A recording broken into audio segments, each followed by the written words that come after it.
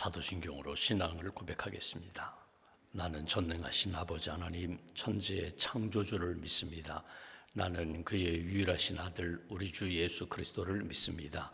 그는 성령으로 잉태되어 동정녀 마리아에게서 나시고 본디오 빌라도에게 고난을 받아 십자가에 못 박혀 죽으시고 장사된 지 사흘 만에 죽은 자 가운데서 다시 살아나셨으며 하늘에 오르시어 전능하신 아버지 하나님 우편에 앉아 계시다가 거기로부터 살아있는 자와 죽은 자를 심판하러 오십니다. 나는 성령을 믿으며 거룩한 공교회와 성도의 교제와 죄를 용서받는 것과 몸의 부활과 영생을 믿습니다. 아멘. 찬송가 484장 찬양하겠습니다.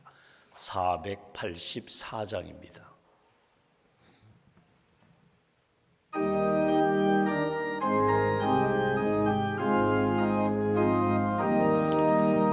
내 맘에 주여 소망되소서. 주 없이 모든 일 헛되어라. 밤에나 낮에나 주님 생각, 잘 때나 깰 때 함께 하소서. 지혜의 주여 말씀으로서 언제나 내 안에 계십소서. 주는 내 아버지 나는 아들, 주 안에 내가 늘 함께하네. 세상의 영광 난 보여도 언제나 주님은 나의 기업. 주님만 내 맘에 계시오니 영원한 주님 참 귀하셔라.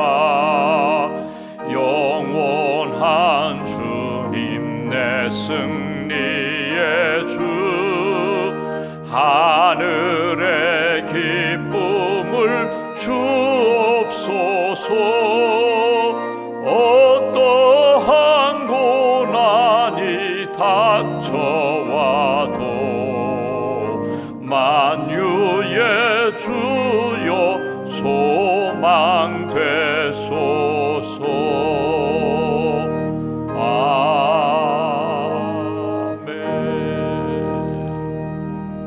아멘. 기도하겠습니다. 하나님 감사합니다. 지난 밤에도 안식과 단잠 주시고 이 아침에도 깨어 기도할 수 있도록 영적으로 육신적으로 강건케 해주셔서 감사합니다. 하나님의 이름을 부르며 찬송하며 기도하는 가운데 위로부터 부어주시는 하늘의 은총, 평안과 기쁨과 성령과 말씀의 은혜로 우리 심령을 충만하게 채워 주시옵소서. 세상이 흔들리고 사람들은 변하지만 꽃은 떨어지지만 하나님의 말씀은 영원하신 줄 믿습니다. 살아계신 하나님, 우리를 사랑하시고 구원하신 하나님, 우리를 향한 선한 계획을 가지고 이끌어 주신 하나님에 대한 분명한 믿음의 고백을 가지고 믿음의 삶을 살아갈 수 있도록, 구원의 확신을 가지고 주님 기뻐하시는 길을 걸어갈 수 있도록 은혜 더하여 주시옵소서.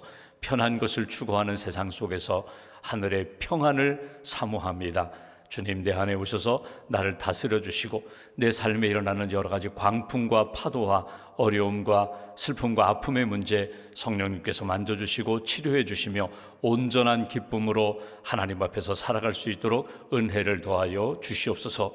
하나님, 내일 거룩한 주님의 날을 준비하며 오늘도 기도로 준비합니다. 하나님 말씀으로 우리 심령과 가정과 주의 몸된 교회 이 나라 민족을 다스려 주시고 하나님이 이끌어 가시는 그런 심령과 믿음의 공동체가 될 수 있도록 큰 능력과 은혜로 함께하여 주시옵소서. 우리에게 직분을 주셨습니다. 맡은 자들에게 구할 것은 충성이라고 하셨는데 신실하게 겸손하게 진실하게 오직 하나님이 기뻐하시는 뜻에 합당한 삶을 살아갈 수 있도록 내게 주신 은혜와 은사에 부끄럽지 않게 충성하며 헌신하는 믿음의 일꾼으로 하나님의 신실한 종으로 굳게 세워 주시옵소서.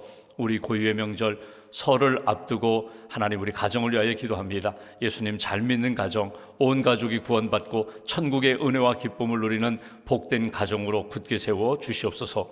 부모님의 은혜, 우리 선조들의 은혜를 기억하며 하나님께 감사하고 부모님의 은혜 잊지 않고 감사하는 절기가 되게 하시고 서로 가족이 만날 때마다 은혜와 기쁨 그리고 하나님이 베푸르신 간증이 나누어지는 귀한 만남으로 주님 이 명절을 지킬 수 있도록 도와주시옵소서. 가고 오는 길 안전하게 지켜주시고 우리의 삶에 우리 가정에 기도 제목을 나누게 하시고 하나님의 꿈을 나누게 하시고 하나님이 이루어가시는 놀라운 역사에 믿음으로 고백하는 그런 명절이 될 수 있도록 함께하여 주시옵소서. 하나님 이 명절에 어려움 가운데 있는 사랑하는 이웃들이 많이 있습니다. 돌아보게 하시고 나누게 하시고 서로 위로하고 격려하며 주님께로 인도하는 일에 열심과 관심을 갖는 그런 믿음의 성도들로 주님 세워 주시옵소서. 내 이웃을 사랑하라.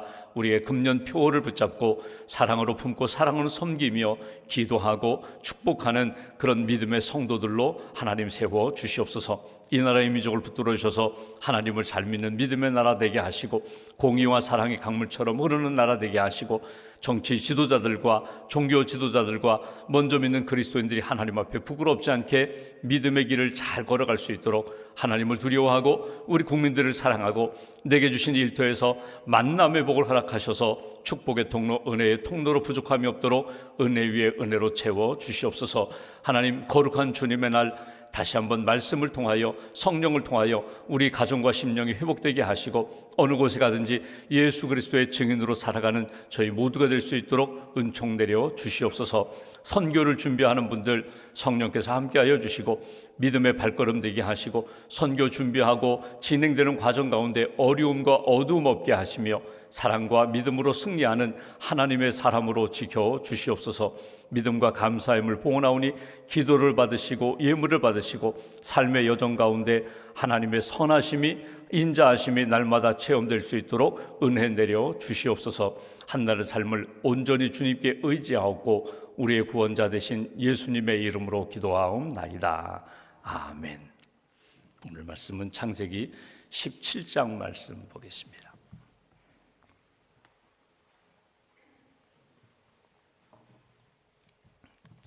창세기 17장 오늘은 15절부터 27절까지 말씀 15절부터 27절까지 함께 봉독하겠습니다. 하나님이 또 아브라함에게 이르시되 내 아내 사레는 이름을 사레라 하지 말고 사라라 하라.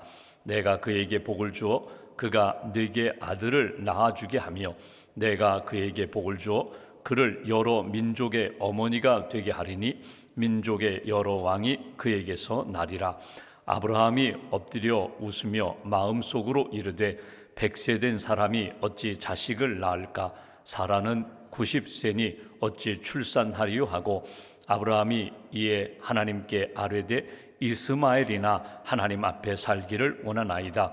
하나님이 이르시되 아니라 내 아내 사라가 네게 아들을 낳으리니 너는 그 이름을 이삭이라 하라. 내가 그와 내 언약을 세우리니 그의 후손에게 영원한 언약이 되리라.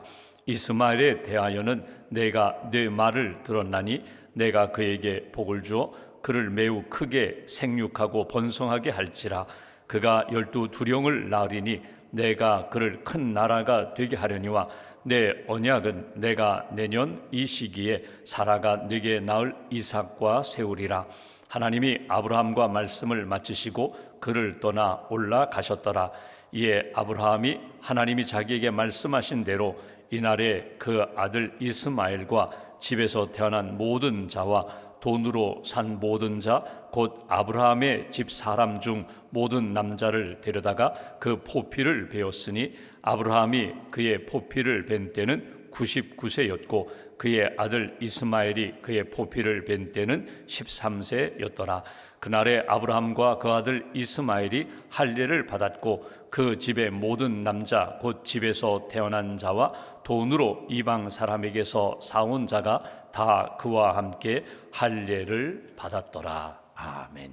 주님의 은혜와 평안이 여러분과 함께 하시기를 기원합니다. 창세기 17장 말씀 오늘 후반부를 보면은 하나님이 사레, 아브라함의 아내 사레의 이름을 사라로 바꾸어 주시는 말씀이 먼저 나오고 하나님이 아브라함에게 다시금 약속을 확인해 주십니다. 언약, 내가 너와 내 아내를 통하여 자녀를 준다고 약속했는데 그 약속은 내년에 이루어지리라. 99세 된 아브라함, 89세 된 사라에게 하나님이 언약을 이루시겠다고 약속을 다시 한번 주시고, 그리고 마지막 모든 아브라함과 그의 가족들, 그의 남자들이 할례를 받았더라. 그것이 오늘 본문의 말씀입니다. 어제 우리가 본 것처럼 아브라함이 아브라함이 되었습니다. 그러니까 고귀한 아버지가 이제는 모든 민족의 열방의 아버지, 믿음의 조상으로 내가 삼아주리라. 99세 된 아브라함에게 이름을 바꿔주셨다는 것입니다. 그것은 그의 존재 목적을 다시 한번 확인해 주시면서 너는 이제 모든 민족 믿음의 아버지로 사는 거야. 아직 아들이 없어요. 물론 육신의 욕망에 따라 육신의 방법으로 낳은 이스마엘이라는 아들이 있지만 아들을 얻고 13년을 지내왔지만 하나님은 아니라는 거예요. 너는 내 앞에 온전하라. 내 앞에서 살아라. 약속 붙잡고 살아라. 온전한 믿음의 길을 걸어가라. 그러면서 이름을 바꿔주셨거든요. 그의 아내 이름도 사레, 공주 왕비가 아니라 이제는 열국의 어머니다. 내가 열국의 믿음의 아버지가 되는 것처럼 내 아내 사레도 사라가 되어서 믿음의 어머니가 되는 거야. 그 사라를 통하여 많은 왕들이, 많은 후손들이 낳을 거야. 이것이 하나님이 아브라함에게 주신 말씀입니다. 그러면서 오늘 말씀을 쭉 보면 언약에 대하여 다시 한번 확인해 주시는 말씀인데, 오늘 하나님이 아브라함에게 주신 말씀은 이 복음적인 의미를 담고 있는 것을 놓치지 말아야 합니다. 복음적인 의미입니다. 복음적인 의미라는 건 뭐냐면 구원과 관련된 것이고 회복과 관련된 것입니다. 잘못했어요. 아브라함이 온전한 믿음을 지키지 못했어요. 실수했습니다. 인간적인 방법을 사용했습니다. 그리고 이스마엘이 쭉 성장하는 것을 보면서 인간적인 즐거움도 누렸을 거예요. 생각해 보십시오. 86세에 아들을 처음 얻었어요. 그리고 아들이 커가는 모습을 보면서 인간적인 자녀를 얻은 아버지의, 어머니의 기쁨이 있었을 것입니다. 근데 하나님은 계속해서 주목하시고 더 이상 아무 말씀도 하지 않으세요. 75세에 부름을 받고 10년 동안 여러 가지 우여곡절이 있었고 실패와 실수도 있었지만 그때마다 말씀을 주시고 이끌어 주시고 붙들어 주신 하나님이 오늘 성경대로라면 아무 말씀하지 않으세요. 지켜만 보세요. 그리고 99세 13년 만에 하나님이 아브라함에 나타나셔서 너는 내 앞에서 온전하라. 나는 언약의 하나님이다. 온전한 능력을 가진 하나님이다. 내 앞에서 온전한 믿음으로 사는 거야. 이것이 하나님이 아브라함에게 주신 말씀이에요. 아브라함이 잘못했다는 것 생각합니다. 비로소 하나님의 말씀을 들으며 회개합니다.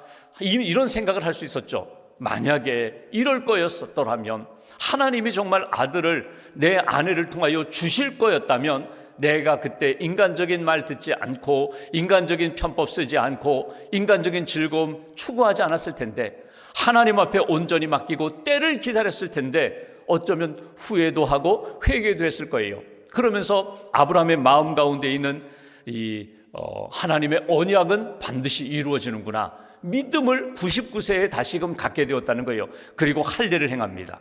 여러분, 할례라는 게 뭐예요? 남자 생식기 끝을 잘라내는 거거든요. 할례라는 것은 잘라내는 거거든요. 버리는 거거든요. 우리로 이야기한다면 세례받는 거거든요.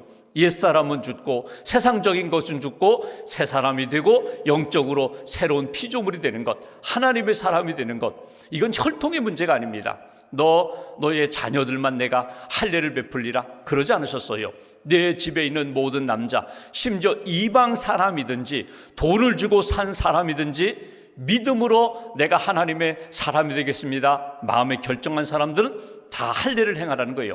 그래서 온 집안이 다 할례를 받습니다. 믿음으로 순종하고 믿음으로 헌신하고 나는 이제 하나님의 사람입니다. 믿음의 정체성을 갖게 하신 하나님의 역사를 우리가 본문에서 보게 됩니다. 그러면서 오늘 본문 가운데 먼저 18절 말씀을 보실까요? 18절 보시면 이렇게 말합니다. 아브라함이 이에 하나님의 말씀을 들었어요. 사레의 이름을 바꾸어 주시고 하나님이 내게 아들을 주리라 말씀하셨는데 18절 아브라함이 이에 하나님께 아뢰되 이스마엘이나 하나님 앞에 살기를 원하나이다. 하나님, 제가 99세, 내년이면 100세, 내 아내도 내년이면 90세인데 어떻게 자녀를 낳는다는 것입니까? 약속을 주셨고 하나님이 또 말씀하시는데 하나님, 이스마엘이나 하나님 앞에 살기를 원하나이다. 하나님의 은혜 가운데 이스마엘이나 하나님 돌봐주세요.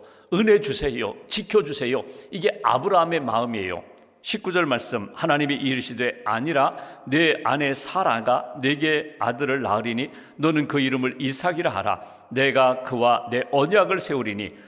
아버지 아브라함에게 약속을 주시고 언약을 이루신 하나님이 이제는 내 아들 이삭에게 이름까지 지어주셨습니다. 내가 그와 언약을 세워서 그와의 관계 속에서 믿음의 관계를 형성하여 내가 그에게 복을 주리라.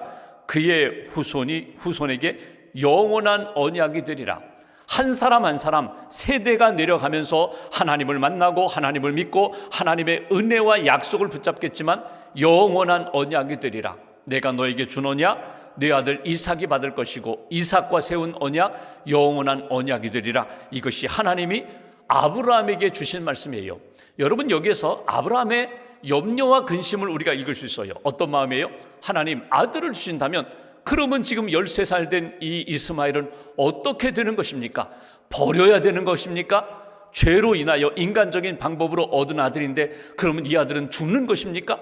이런 인간적인 염려와 두려움이 아브라함 가운데 있었다는 거예요. 그래서 이스마엘이나 하나님 앞에 살기를 원합니다. 이런 간청이 하나님 앞에 나타나는 것을 봅니다. 여기에 담겨있는 아브라함의 후회, 아브라함의 회개, 하나님에 대한 간구가 담겨 있어요. 잘 보십시오. 하나님, 제가 잘못했습니다. 이 마음도 담겨 있어요. 하나님이 그렇게 말씀하셔서 약속대로 100세의 아들을 주신다면 제가 받겠습니다. 그런데 이 아들은 어떻게 합니까? 이런 마음이 오늘 아브라함 마음 가운데 있었다는 거예요. 여기에 대해서 한번 이런 생각을 해보죠. 만약에 내 죄에 대하여 내가 책임지겠습니다. 여러분, 이건 복음 아닙니다. 내가 잘못했으니까 내가 벌받고 내가 책임지고 내가 모든 것 수습하겠습니다. 내가 감당하겠습니다. 이것은 믿음이 아닙니다.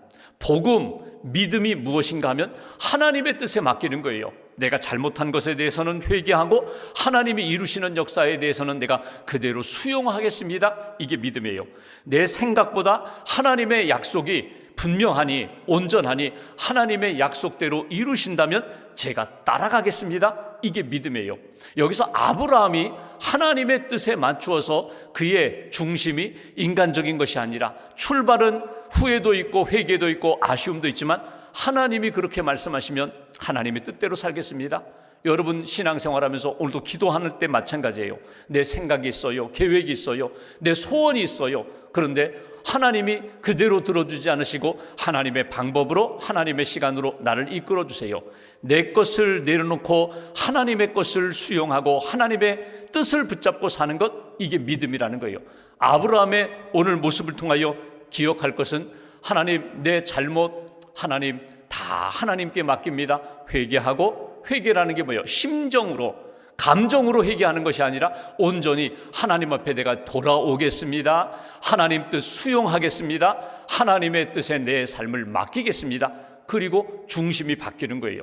구약의 다윗이 여러분 우리아의 아내 밧세바를 취합니다. 간음합니다. 그의 남편 우리아는 전쟁 깊숙한 곳에 집어넣어서 죽게 만듭니다. 그리고 모든 것 은폐하죠.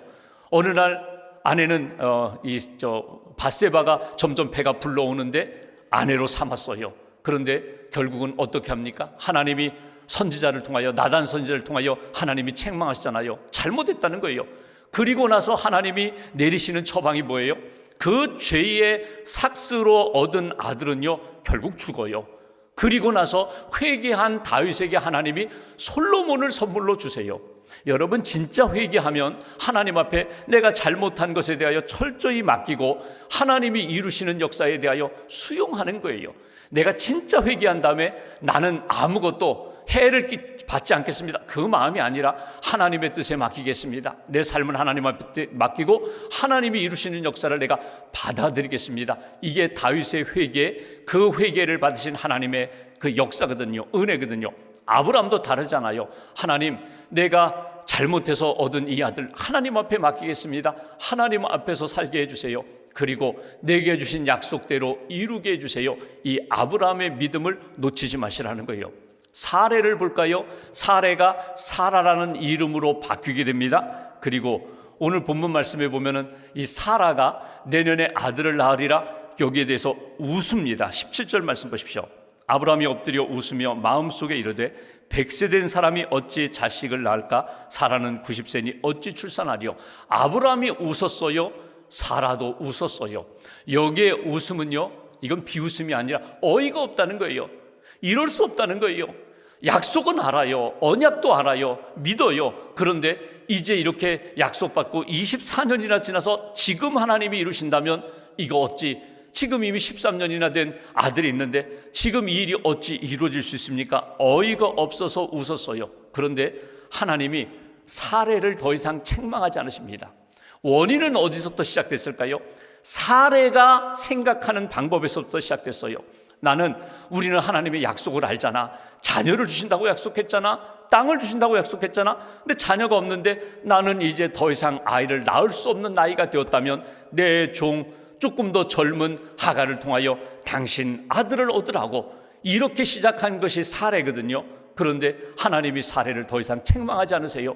그리고 내가 너에게 아들을 주리라, 이름까지 지어주십니다. 이삭이라는 이름까지 주어요.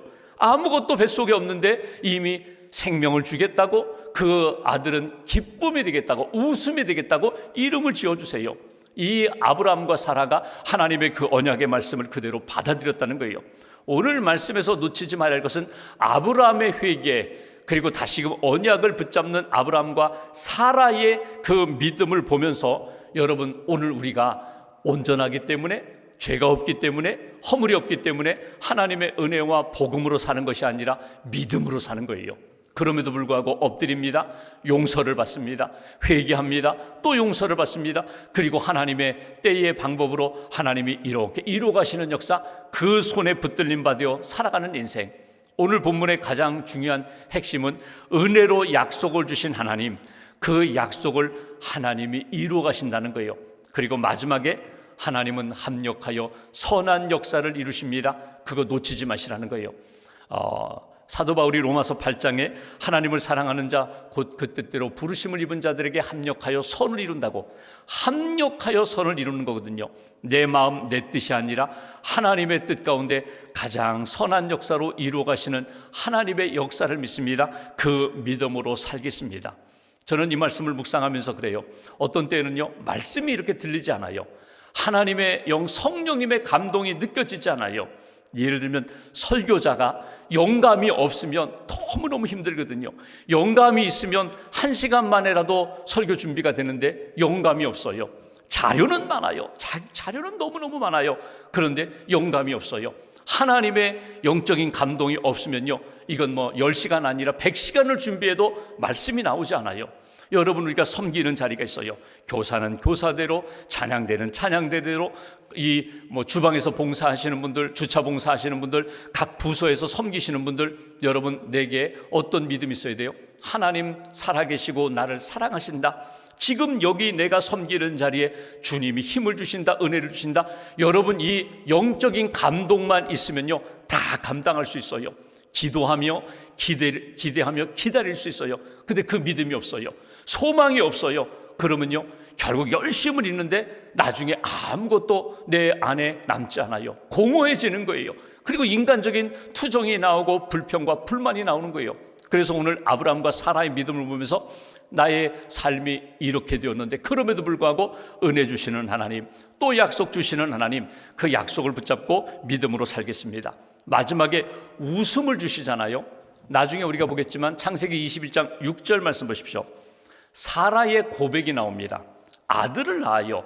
90세의 아들을 낳고 아브라함 100세의 아들을 낳아요.